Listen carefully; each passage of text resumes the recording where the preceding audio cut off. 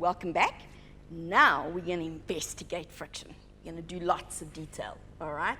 So what we're going to do is we're going to talk about what happens when we can't ignore friction. When there is friction, how does an object move? What happens to the friction? Okay, so we're going to show you an animation, so watch. So here we have our little man, which we've seen previously, but now I have a situation where I've got friction, okay? I can make it a lot of friction or a little bit of friction. We're not going to worry about that.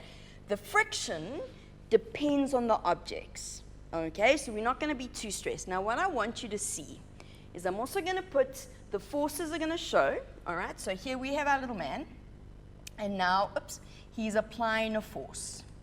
Now if you look carefully at what's happening, it's not moving. So what this means is he hasn't overcome friction. When there's no force, so he doesn't apply any force, so I'm going to make that 0. Let's just go, whoopsie, wrong way. Doesn't matter. There's no force. There's no static friction right now. This box is not experiencing friction. We're not trying to move it. When I put the force on, you can see, if you look carefully, that as the applied force gets bigger, so as he pushes it, friction pushes back and also increases. So let's put some values in there. The applied force is 25, friction is 25. This is still static. The box isn't moving. As I increase the applied force, if you look carefully, applied force is now 47. Friction is also 47. So friction got bigger. It matched the applied force. This is what we mean when we talk about when we move an object that we have to overcome friction. We have to overcome the static friction. Static friction gets to a maximum. So now watch. We keep going and we apply, and it's getting bigger and bigger. So it's quite a heavy box, which is why it's taking so long. So we get here. Now watch. I know it's not moving. Speed 0. We keep going. And we've now got over 100. We get in there. 112, 113, 100. There we go. And eventually, did you see what just happened? Boxes started to move. Look at that force. Friction is now 94. So when I got to about 125, that's where it switched. Okay, now me going down, so if I go here, so now I'm going to change this force. Now it's going to slow down because friction is now bigger than the applied force. So he's actually going to slow down. But that 94 didn't change. It's moving. Because it's moving, we now have kinetic friction. But kinetic friction doesn't match the applied force. So now we've got to look at something different, all right? So let's just reset this, okay? And we know that the original force here, no, that's too far. Let's reset again. Let's put the speed up there, and we want the values. So we knew we got to about here before, look, it doesn't want to play with me. Okay, fine, we'll do this then. We'll do it this way. It doesn't like me using that. So we knew that we got quite far, okay? So remember, at 94, when it was moving, it's not moving. Static friction, okay? Static friction is hard to overcome. When an object is stationary, it's very difficult to start it moving. So we actually have to apply a lot of force. And here, it's round about here that it almost changed. So we've got to 117, 118, 119, 20, 23, 24, 25. At 126, it starts moving. That changed to 94. Once we start an object moving, kinetic friction drops. It's just the concept of once it starts, it's easier to move. It's always easier to keep something moving than to start it moving, okay? So, static friction when an object is stationary, okay? That static friction is 0 if we're not pushing, so if it's just standing. Soon as we start pushing it, the static friction has to match the applied force. So we're pushing, pushing, pushing, so they match, the object doesn't move. Then we get to that moment where we get just over the maximum, so there's a maximum for static. Once we get past that, it becomes kinetic friction, and that kinetic friction is constant, okay? Now, this was a box with a mass, let's just have a look here, of 50 kilograms. What we're going to do is we're going to change it for, no, I don't want, there we go. We're going to put the fridge, which is 200 kilograms, okay? We're going to do the same thing, okay? Now I'm going to apply force to it. And again, force, static friction, it gets bigger and bigger. Let's just put the values in because it makes it easier. Whoops. So here we go. Oh boy. We expect to have to push a lot harder. We expect that there's going to be more friction because it's 200 kilograms. It's big, big mass. Very difficult to get it to move. So we keep going. And it's going to be a long time before it gets to move. And it goes and it goes and it goes and it goes. Oh, look. Eventually, this is a very strong man. Okay. Oh, yes, he's pushing hard. I don't know if he... yes, no, he's going. He's going. No, yes. There we go. Almost. We should be almost there. Oof. He might never move. So you know what we're going to do? We're going to cheat a little bit. We're going to get rid of some of the friction. There we go. Now we can get it to move. Okay, there was way too much friction. You would never actually eventually get it to move.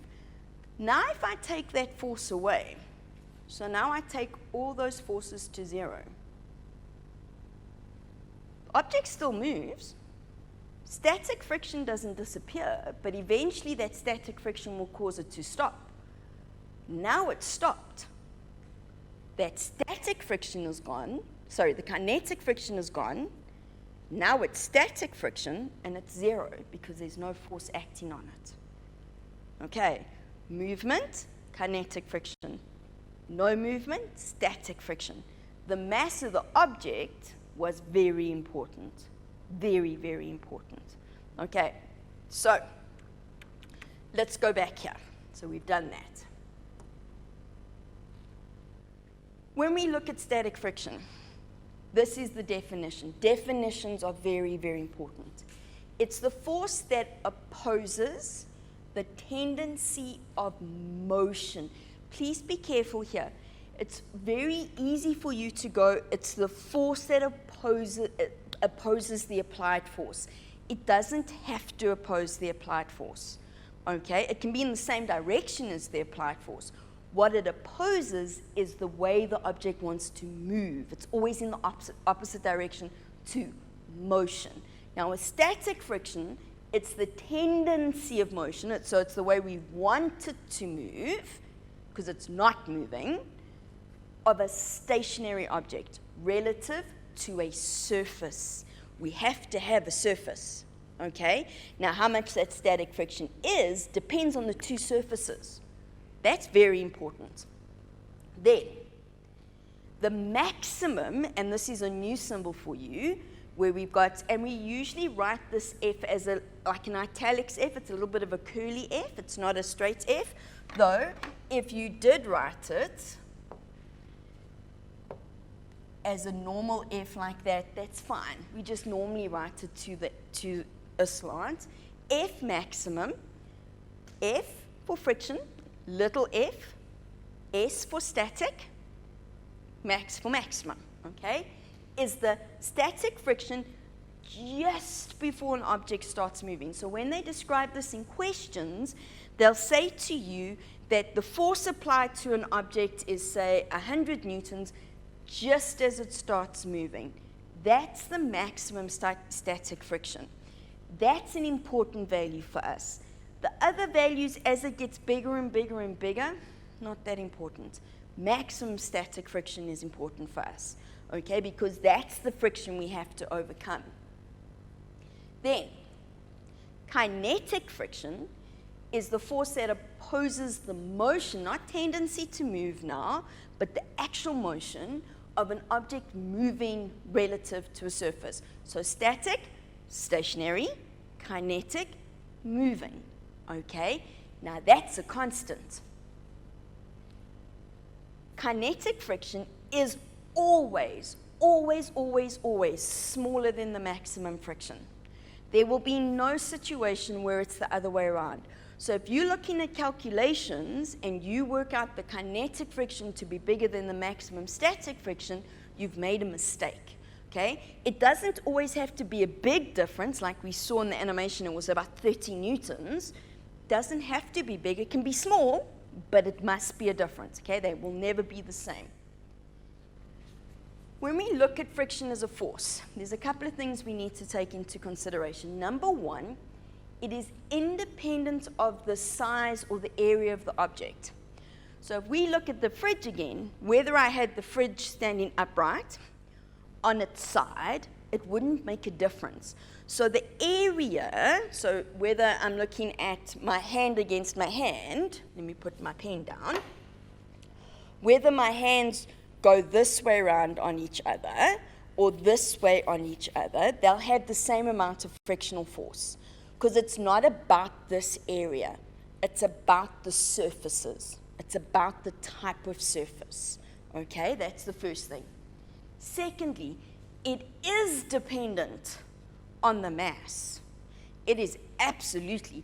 The mass results in a gravitational force. So basically what we're saying is how much force does the object exert on the ground, okay? So the heavier it is, the bigger the force it exerts on the ground.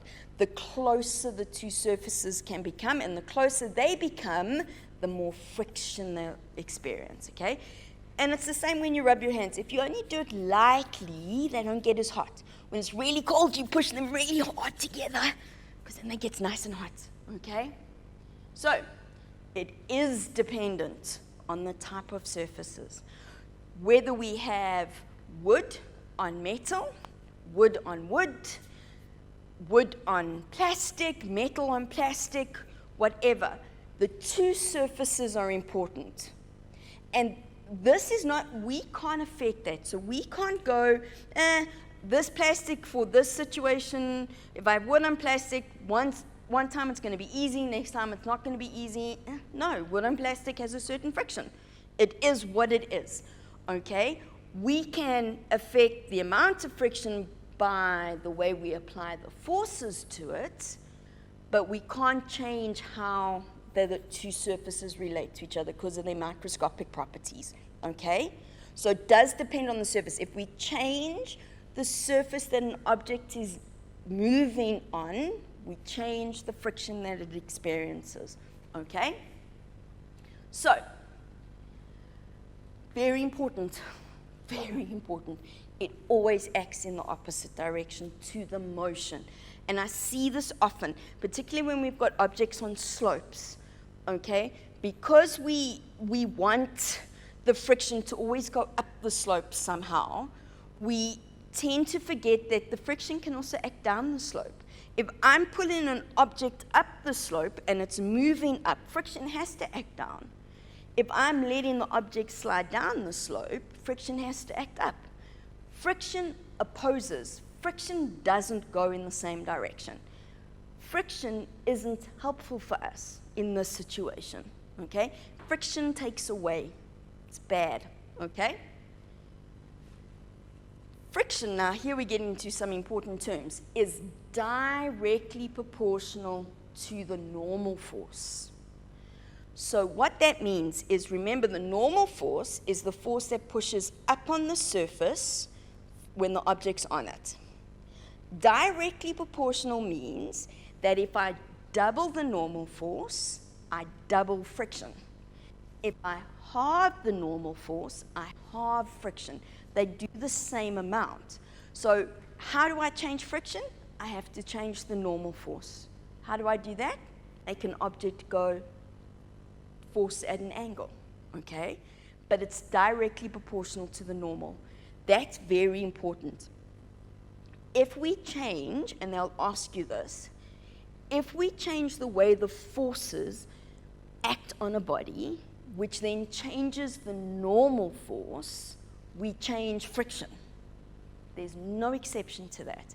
And it changes both static and kinetic. Okay, so it's not just the one, it's both. Very important. Now, when I put it as a mathematical relationship, this is not an equation. F max is directly proportional. Remember that little fishy sign?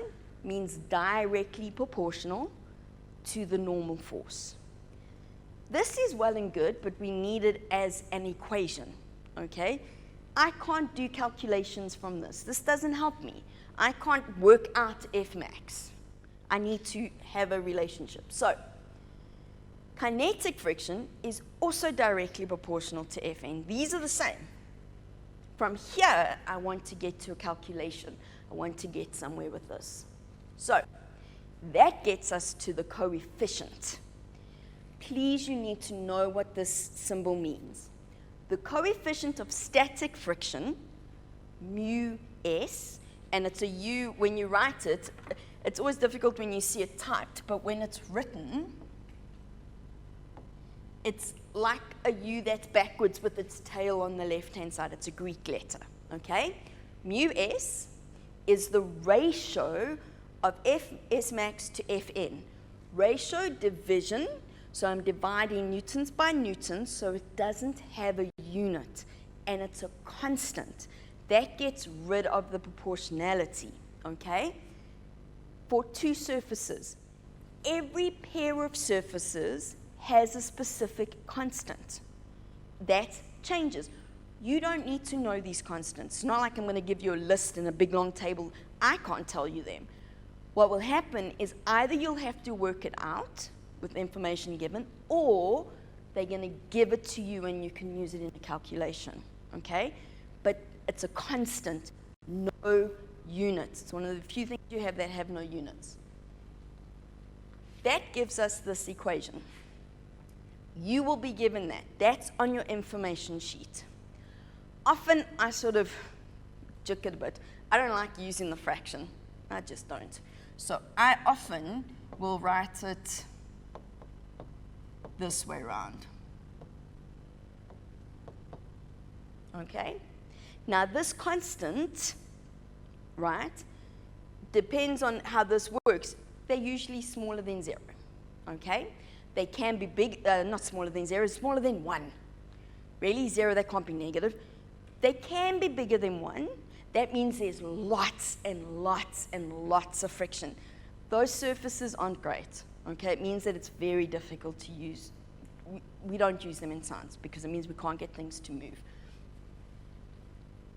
When we look at kinetic friction, it's also a ratio. Kinetic friction to Fn.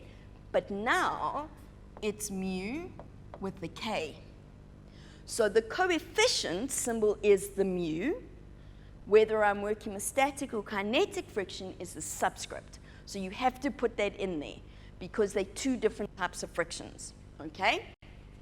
That leads us to this equation where my coefficient is the ratio kinetic friction to normal force. I don't like fractions. I don't like friction really either, but that's besides the point. That's how I will often use it like that. Also, how we use it depends on what they're asking you. Because sometimes they're going to ask for friction, sometimes they're going to ask for the coefficient. It's implied in your questions that you can work out the normal force. So that's not something they're necessarily going to say, work out the normal force first. It's going to be implied that you need it, okay? So, lots of things for you to think about. We still have a little bit more theory because we need to put this on a graph. We know how important graphs are, but we're going to stop there for now, and we'll carry on after our break.